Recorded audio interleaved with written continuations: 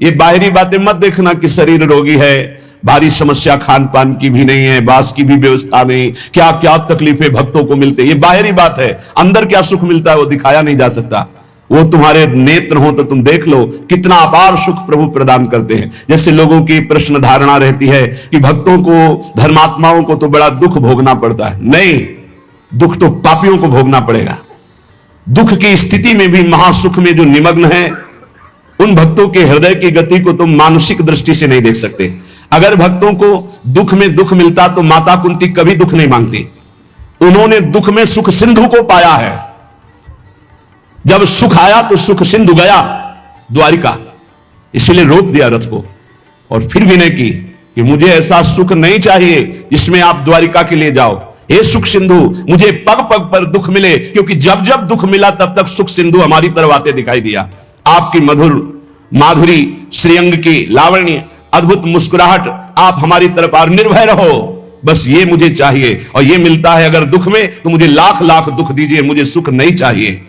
कौन जानता है, सब बहिर्मुख बाहरी वृत्ति रखने वाले भक्तों को बड़ा दुख होता है। फिर सुख किसको होता है? देखो कह रहे प्रभु के अनुपम सुख सागर में जो डूबा रहता है निस्दिन, है मिलता नहीं कहीं ढूंढे उसको दुख का तिल भर जीवन। शरीर से असंग रहो, वृत्तियों से असंग रहो। ये झूठा, ये कपटी, ये दुष्ट संसार कभी तुम्हें सुख नहीं दे सकता। मान लो हमारी बात। अगर तुमने सुख लेने की या सुख देने की भावना की संसार में, तो फंस जाओगे। एकमात्र प्रभु से संबंध और प्रभु का भाव, तब तो चलेगा। प्रभु का भाव छोड़ दिया और व्यक्ति भाव लेकर सुख दुख का व्यापार किया, फंस जाओगे, फंस जाओगे। एकमात्र प्रभु संबंध, निर्विकार। ये बहुत दुष्ट संसार है, ये समझ में नहीं है। सेवक जी महाराज करे, एक संसार दुष्ट की संगति, ताहू में तुम पुष्ट करावो, विनती करो सकल धर्मिन सो धर्मी हुए जिन नाम धराओ, स्वार्थ सकल तजी गुरु चरणन भजी, गुण नाम सुनि कति संतन सो संग करी, काल ब्याल मुख पर्यो कफ पित्त बात भर्यो, भ्रमेव कत अनन्य कहे कि जी लाज धरी। स्वार्थ का त्याग करके गुरु चरणों का भजन करो। तुम्हारा शरीर कफ बात पित्त से बना हुआ कभी भी नष्ट हो सकता है, इस पर विश्वास मत करो। हर समय भजन, लाख समझाओ। ये तब समझते हैं ऐसे जड़ जीव जब इनको भयानक दंड मिलता है। ये प्रार्थना, विनय, कृपा, इन शब्दों से इनका परिचय नहीं होता। ये दंड, तिरस्कार, भयानक दुख की जब परिस्थितियां आती, तब ऐसे दुष्ट पुरुषों को पता चलता है कि कोई है ईश्वर, कोई है विधाता, विधान करने वाला, अब मुझे वो बचा ले। तब उसको याद आती है भगवान की। इस संसार में जो वस्तुओं का, व्यक्तियों का मिलना है, वो प्रारब्ध से होता है। मिलना और बिछुड़ना जग में है निश्चय प्रारब्ध अधीन, किंतु चित्त का स्मृति सम्मेलन रहता नितंतर में लीन।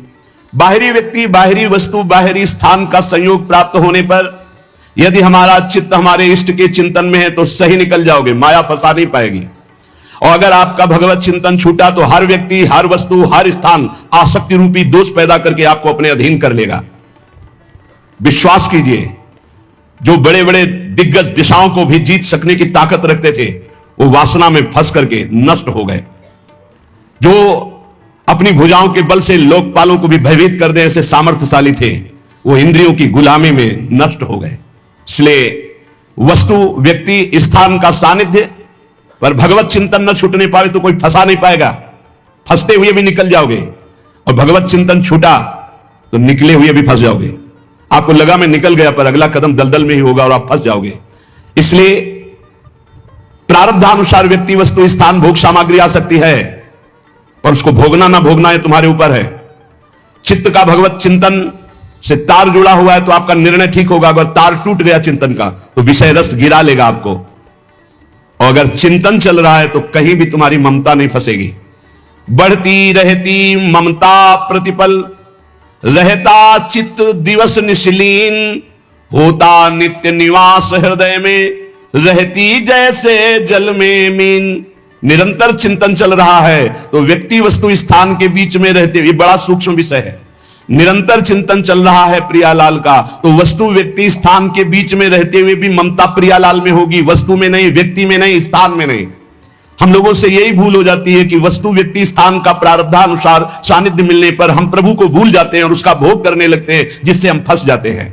फिर हम प्रभु की मुस्कुराहट नहीं, फिर हम संसार की मुस्कुराहट देखना चाहते हैं। ये खुश रहे, ये प्रसन्न रहे। कभी दुष्ट प्रसन्न नहीं हो सकता, दुष्ट हृदय कभी प्रसन्न नहीं हो सकता है। ध्यान रखना, जीवन में अनुभव की बात जो हम कहते हैं उसको पकड़ लो। यदि सुखी होना चाहते हो तो भीतर और बाहर से असंग रहो। किसी को भी दुलार मत करो, ना अपनी इंद्रियों को, ना बाहर किसी को। अगर किसी को दुलार किया तो फंस जाओगे, और फंस जाओगे तो छुटाने वाला गोविंद है, वो छुटाएगा। पहले एक बार तुम्हें मुंह खानी पड़ेगी, क्योंकि तुमने गोविंद की नहीं मानी, तुमने गुरु की नहीं मानी, इसलिए एक बार तुम्हें घुटने टेकना पड़ेगा माया के आगे। अब हो गए जब राधा के, तब शोक भय कुछ भी नहीं, सब तरफ धारा प्रबल आनंद की है बह रही। असंग होकर जब हम राधा किशोरी की हो गए तो आप देखेंगे रात दिन आनंद की धारा बह रही है। इसलिए उत्तमा भक्ति का लक्षण है किसी भी तरह की कोई अन्य अभिलाषा हमारे हृदय में जागृत ना होने पाए। ये सबसे ज्यादा भक्ति में बाधा पहुंचाती, भक्ति में, ज्ञान में, किसी भी योग में। गीता जी में भगवान ने कहा है ज्ञानियों का नित्य बैरी है काम, कभी ना घाने वाला महापापात्मा, इसको मार डालो अर्जुन। जो भगवत मार्ग में चलते हैं, बहुत ये गूढ़ विषय है। यहां सावधान किया है कि जो लोग रास के महामहिम स्वरूप को ना जान करके और बहुत सी स्त्रियों के साथ तुच्छ व्यवहार करते हैं, इनको घोर नरक की प्राप्ति होती है। पूज्य भाई जी से हनुमान प्रसाद पोद्दार जी महान भाव में डूबे हुए, जो राधा बाबा जैसे सन्यासी को भी प्रेम रंग में रंग दिया और जिनकी कलम ने लाखों को भगवत प्राप्ति करा दी, वो बोल रहे हैं। ये मैं सत्य कह रहा हूं, सारा संसार परमात्मा स्वरूप है, इसमें मुझे कोई संशय नहीं है। लेकिन जो परमात्मा श्री कृष्ण का स्वांग बनाना चाहता है और पराई स्त्रियों से गंदा आचरण करता है, इनकी घोर दुर्गति नरक में होती है। मुझे कोई संशय नहीं कि पशु पक्षी कीट पतंग जड़ चैतन्य इनमें श्री कृष्ण नहीं है, पर श्री कृष्ण लीला का अनुकरण करने की सामर्थ्य नहीं है। ये सब अंश स्वरूप है। कौन है गिरिराज जी को उठा ले, उठा के दिखावे गिरिराज जी है तो सब में श्री कृष्ण। कौन है कि एक भयानक विषधारी सर्प के फणों का बार बार प्रहार हो रहा है, सर्प उगिल रहा है, विष, ऐसा विष जो पूरा काली दह विष से युक्त है कि पक्षी उड़ जाए तो मर जाए गिर करके, ऊपर से उड़ जाए, और भगवान को वो काट रहा है, कोई फर्क नहीं पड़ रहा। कौन ऐसा है जो दावानल को अपने मुख में पी ले? कौन ऐसा है जो 6 दिन का है, 6 कोस का शरीर जिसका, ऐसी पूतना को परम पद प्रदान कर दिया? कौन ऐसा है घासुर बकासुर बड़े बड़े दिग्विजयी कंस आदि को मार के फेंक दिया? कोई कृष्ण की समानता कर सकता है? इसलिए भगवान श्री कृष्ण की आज्ञा का पालन किया जाए। ये रास का अनुकरण जो गंदी भावना से करते हैं, इनकी बहुत बड़ी दुर्गति होती है। ये मलिन गंदे काम राज्य को रास नहीं कहते हैं। पांच भौतिक, जहां देह ही नहीं है, जहां देह के अंग ही नहीं है, वहां काम लीला कैसे हो सकती है? चिदानंद शरीर में पांच भौतिक विकार नहीं होते। काम का प्रवेश पांच भौतिक शरीर में होता है, ना कि चिदानंद देह में। आत्मज्ञानी कैवल्य मोक्ष पद प्राप्त महापुरुषों में भी काम का प्रवेश नहीं होता, फिर प्रेमी महापुरुषों में, फिर भगवान में। गोपियां साक्षात श्री कृष्ण हैं। जैसे श्री कृष्ण सच्चिदानंद ऐसे गोपी सच्चिदानंद, जैसे आत्मा सच्चिदानंद ऐसे गोपी सच्चिदानंद। जो भगवान श्री कृष्ण की लीला का इस तरह उपहास करते हैं, पराई स्त्रियों को अपने प्रेम संबंध की भावना से, ऐसा तो नरक की तैयारी कर रहे हैं, नरक यंत्रणा की तैयारी कर रहे हैं। अरे जहां प्रेम, महाप्रेम केवल है, वहां कोई कामना, कोई वासना, जगत का कोई भी जीव आत्मेंद्रिय तृप्ति की इच्छा के बिना, चाहे वो कितना भी बड़ा साधक हो, एक क्षण भी नहीं रह सकता। आत्मेंद्रिय तुष्टि। और गोपीजन श्री कृष्ण सुख में स्थित, बहुत ऊंची स्थिति। और गोपीजन कोई स्त्री हैं, उनके शरीर तो पतियों के पास विराजमान है, घर में विराजमान, सब चिदानंद देह से भगवान। जब भगवान अवतार लेते हैं तो भूमि भी चिदानंद होती है, माता पिता परिकर सब चिदानंद होते, खगमृग पशु पंछी सब चिदानंद होते। और आपको पता होना चाहिए कि ये गोपियां जो प्रकट हुई, बड़े बड़े ब्रह्म ऋषि जो तपस्या कर रहे थे, वो भगवान से वरदान मांगे और गोपी आकर बने। जो इस लोक में इस महान परम पावन भक्ति का दुरुपयोग करते हैं, वो परलोक में नरक की यंत्रणा, इस लोक में निंदा भय क्लेश कष्ट प्राप्त करते हैं। शास्त्र में कहा गया है, यस्पीह वा अगम्याम स्त्रियम पुरुषः अगम्यम। बहुत ध्यान से सुनिए ये सूत्र। यस्वी वा अगम्याम स्त्रियम पुरुषः अगम्यम वा पुरुषम योषद विगच्छति तावमुत्र कसया ताड़यन्तस्तिग्मया सूर्म्या लोहमय्या पुरुषमालिंगयन्ति स्त्रियम चा पुरुष रूपया सूर्म्या। यदि कोई दूसरे की स्त्री से छल कपट करके व्यवहार बना करके उसके साथ संभोग करता है तो उसे लोहमयी जलती हुई स्त्री से बहुत काल तक आलिंगन कराया जाता है, वैसी चेष्टा कराई जाती है। यस्वी वा अगम्याम स्त्रियम पुरुषः अगम्यम वा पुरुषम योषधविगच्छति तावमुत्र कसया ताड़यन्तस्तिग्मया सूर्म्या लोहमय्या पुरुष मालिंगयति। पुरुष माल, उस पुरुष को नरक में ऐसी यंत्रणा। और जो स्त्री अपने पति को धोखा देकर दूसरे पुरुष का, तो वो चा पुरुष रूपया सूर्म्या, वो पुरुष रूप लोह से जलती हुई लोहे की मूर्ति, उससे उसको आलिंगन बहुत वर्षों तक कराया जाता है। नरक में भीषण यंत्रणा उसको प्राप्त होती है। इस नरक का नाम है तप्त शूर्मी नरक। और फिर इसके बाद जब उसका जन्म होगा तो भयानक भयानक रोगों से पूरा जीवन पीड़ित रहेगा, जो दूसरी माताओं बहनों के साथ व्यभिचार करता है। अब जब कर्म का फल आता है तब कह देते हैं कि पूर्व जन्म का कर्म है, उसको भोगना पड़ेगा। हमारे साथ भगवान अन्याय कर रहा है, हमने कोई पाप कर्म नहीं किया। अगर कर्म का फल नहीं है तो गर्भ से ही बालक अपंग कैसे पैदा हो रहा है? गर्भस्थ बालक ने क्या पाप किया था इस जन्म में? गर्भ से ही नेत्रहीन क्यों पैदा हो रहा है? गर्भ से ही मूक बधिर क्यों पैदा हो रहा है? गर्भ के बाहर आया अभी छोटा बालक है, खेल खेल में हाथ पैर टूट गया, क्यों? कौन सा अपराध उसने अभी किया? ये पूर्व का है। नहीं, पूर्व का क्या प्रमाण है कि उसका जन्म हुआ है? नहीं, लाखों बार जन्म हुआ है। अगर प्रमाण ही देखना है तो देखो, भय, प्यार, प्राण पोषण, इसका पूर्वाभ्यास उसको है। पुचकारो छोटे से बालक को, वो किलकारी मारेगा। ये किसने सिखाया कि ये प्यार का लक्षण है? ऐसे करो, वो रोने लगेगा। ये किसने? ये भय का लक्षण है। और उसके मुख में दुग्ध लगा दो, पीने लगेगा, प्राण पोषण। ये कैसे जाना? किसने सिखाया है कि देखो ये तुम्हारे मुंह पे जब लगाया जाएगा इसको तुम्हें पीना है? उसको ज्ञान है क्या? लेकिन जो ही मुख में लगाते हो पीना शुरू कर देते। पूर्वाभ्यास है। बहुत बार समझाने पर भी अज्ञानी जीव तर्क नहीं छोड़ता है।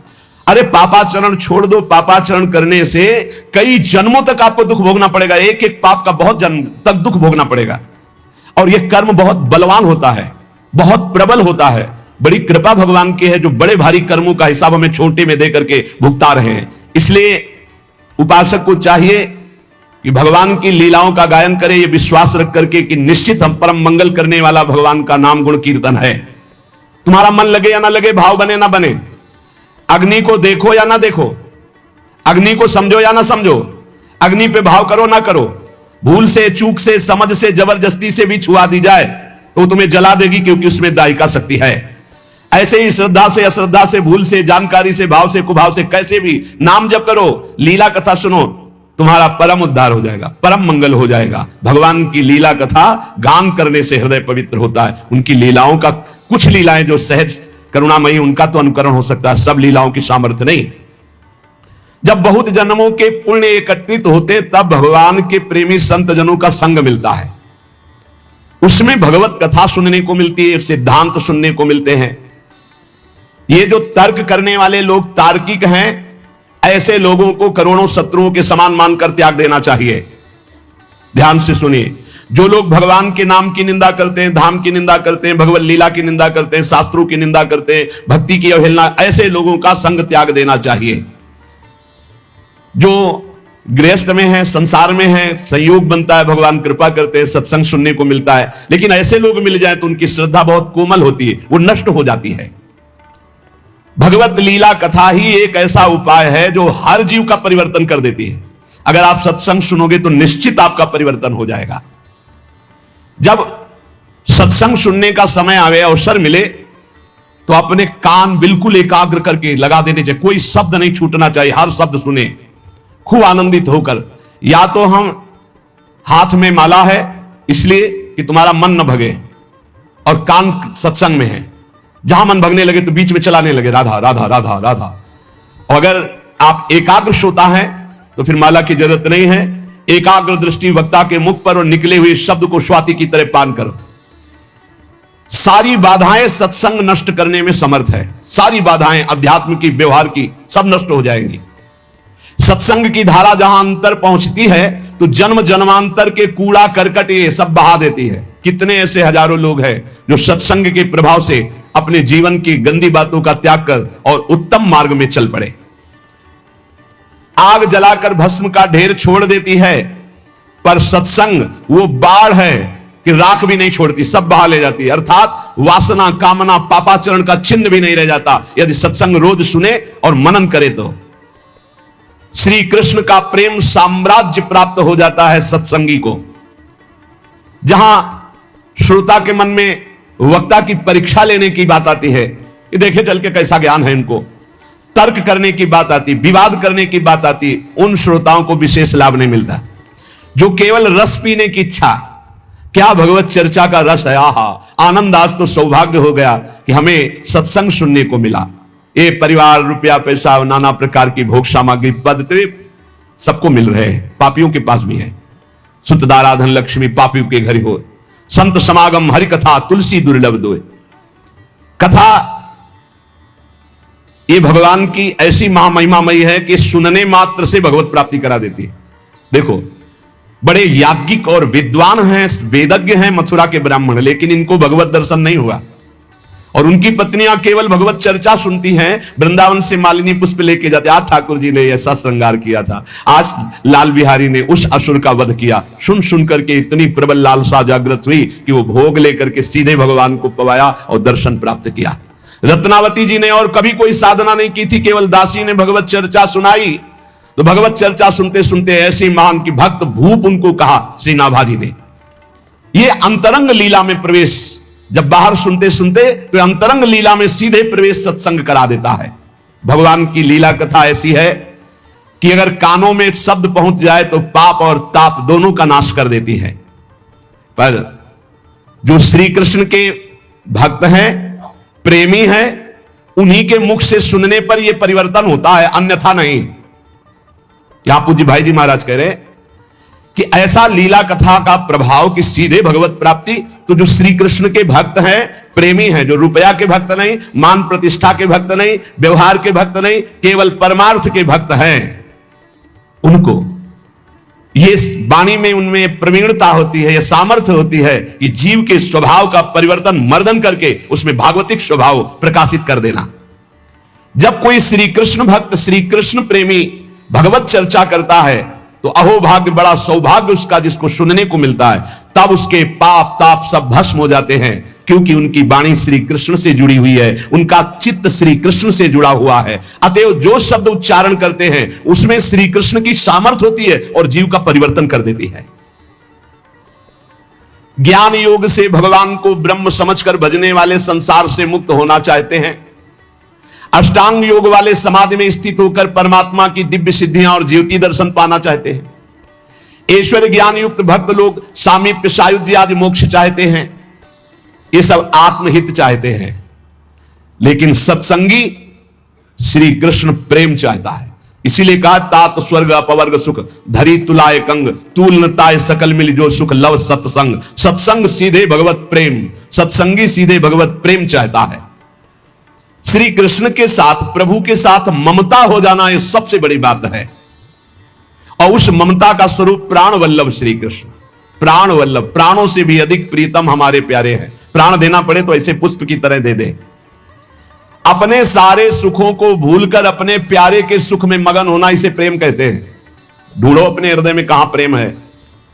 या अपने सुख के लिए प्यारे से प्यार करना कि मुझे सुख मिलता है, लेकिन प्यारे के सुख के लिए अपने सारे सुखों को भूलकर, यह अनुराग है। अपने सुख दुख की परवाह नहीं, प्यारे की इच्छा में इच्छा मिलाकर उनकी आज्ञा पालन करना। ये दुष्ट स्वभाव वाले नहीं समझेंगे ये बात।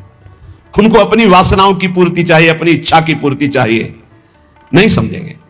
सत्संग का रंग जब चढ़ेगा तो अपने सुख दुख की परवाह भूलकर अपने प्यारे की आज्ञा में चलना, प्यारे की इच्छा पूर्ति करने की भावना रखना। भगवान की कृपा से हो जाएगा, ये ऐसा भाव हो जाएगा। है दुर्लभ, बड़ा कठिन भाव है, सुसुख वांछा का त्याग करके तत्सुख। पर कृपा शक्ति में इतना महान बल है कि जितनी भगवान की शक्तियां वो सब कृपा शक्ति का अनुसरण करती है। भाई जी महाराज कह, इसलिए तुम हर समय कृपा मनाओ कि मेरे ऊपर लाडली जी की बहुत कृपा है। जो कृपा शक्ति का आश्रय ले लेता तो कृपा शक्ति का अनुसरण भगवान की अनंत शक्तियां करती है। यहां तक कि कृपा शक्ति इतनी बलवान है कि भगवान को भी अधीन करवा देती है। कृपा से इतनी कृपा है कि भगवान को भी अधीन करा देती है। भगवान बंधन स्वीकार कर लेते हैं भक्त का कृपा से। इसलिए भगवान की जितनी कृपा मनाते रहोगे उतना ही आपको अनुभव होता रहेगा कि आपकी अध्यात्म उन्नति हो रही। बहुत बड़ा ये शब्द है कृपा। इसका परिचय साधना में जब अहम ग्रह साधना थी तब परिचय नहीं था। कृपा बहुत बड़ा, कृपा से सब कुछ हो जाता है, सब कुछ कृपा से हो जाता है। बस हर समय अनुभव करते रहो। श्रीमद् भागवत में लिखा है कि श्लोक में अर्थ है उसका यह है कि जो हर समय भगवान की कृपा मनाता रहता है, जो दुख सुख आता है उसे भोग लेता है और भगवान की स्मरण में तन्मय रहता, कृपा मनाते, बड़ी कृपा। दुख आया तो बड़ी कृपा, सुख आया तो बड़ी कृपा, विपत्ति आई तो बड़ी कृपा, संपत्ति आई तो बड़ी कृपा। तो वो भगवान को ऐसे प्राप्त हो जाता है जैसे पिता की प्रॉपर्टी पर पुत्र का स्वयं अधिकार हो जाता है, ऐसे भगवत प्राप्त हो जाता है। अखिल रसामृत मूर्ति प्रभु की प्राप्ति का सहज और सर्वश्रेष्ठ उपाय है। चित्त वृत्ति का निरंतर अविच्छिन्न रूप से प्रभु में लगे रहना है। यह हजारों बार चर्चा हुई, इसको पकड़ो। चित्त वृत्ति का निरंतर प्रभु में लगे रहना। चाहे तुम सकाम से हो चाहे निष्काम से, चिंता मत करो। सकाम से भी हो, प्रभु का चिंतन बनने लगे। भक्ति के अनेक साधन हैं। बड़े बड़े महापुरुषों ने, ऋषियों ने, ब्रह्म ऋषियों ने भगवत प्राप्ति की बड़ी साधनाएं बताई है, व्याख्याएं की है। यहां उत्तमा भक्ति का क्या स्वरूप है, बहुत समझने का विषय है। सर्वोत्तम भक्ति का क्या लक्षण है, तो बोले अन्याभिलाषिता शून्यम ज्ञान कर्माद्यनावृतम आनुकूल्येन कृष्णानुशीलनम भक्तिरुत्तमा।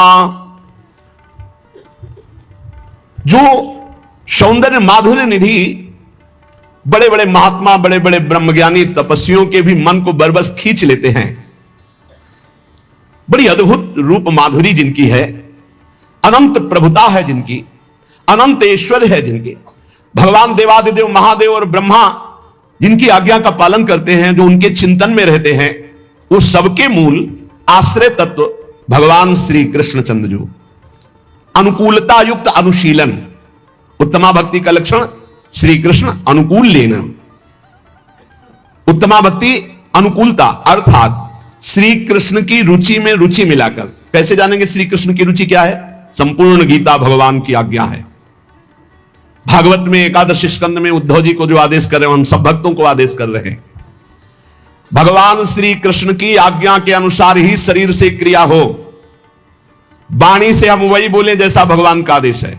मन वही निरंतर कार्य करे जो भगवान की प्रीता का, इसे कहते हैं श्री कृष्ण अनुकूल लेन प्रतिकूल से विसर्जनम। एक भी प्रतिकूल शरीर से आचरण ना हो, वाणी से शब्द ना हो, मन से संकल्प ना हो।